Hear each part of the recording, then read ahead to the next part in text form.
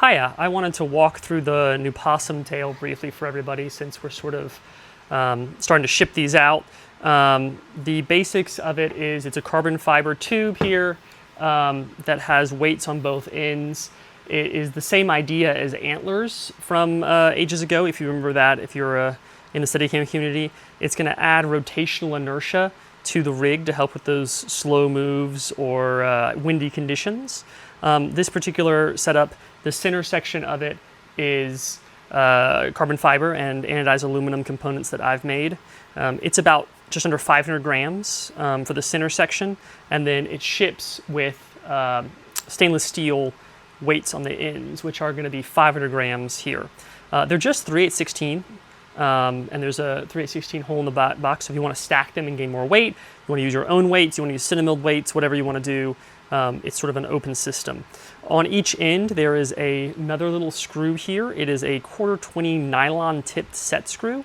And once you tighten this down, then you can tighten this screw down. And what it's going to do is it's going to prevent this from backing out. So I haven't done this one. I have done this one. This one's tight, and it's not going to come out there, right? So that helps this prevent it vibrating off or whatever you might think. The actual mounting to the camera is done via this octagonal spud here. And this is the one that's going to ship with it to start. This is a Ari-pin 3/8 mount. It's octagonal, so you have 4 different positions of how it can mount. Got to make sure that's loose. You can either mount it in line, you can also mount it at 90 degrees, or you can mount it on either 45 if you want. So for right now, what I've been doing is basically putting it on a top handle of the camera and just attaching it, or putting it on the bottom of the sled on a cheese plate or something and attaching it. It ends up being quite rigid. It's a pretty tight fit. You don't have to go crazy with it within tightening it, literally just that much, and you're good to go. The cam lever option comes pre-tensioned from my shop, and it's Loctited in place, so it's the right tension. You shouldn't have to adjust it. If you get it with either the kip handle or the cam lever, and you get a couple months in, you don't like that mounting option, it's easy to switch in the field. The actual machined hardware does not change between the options. When you're extending it, you want to make sure we have these nice sort of numbers here so you can match the sides if you want. You still don't have to.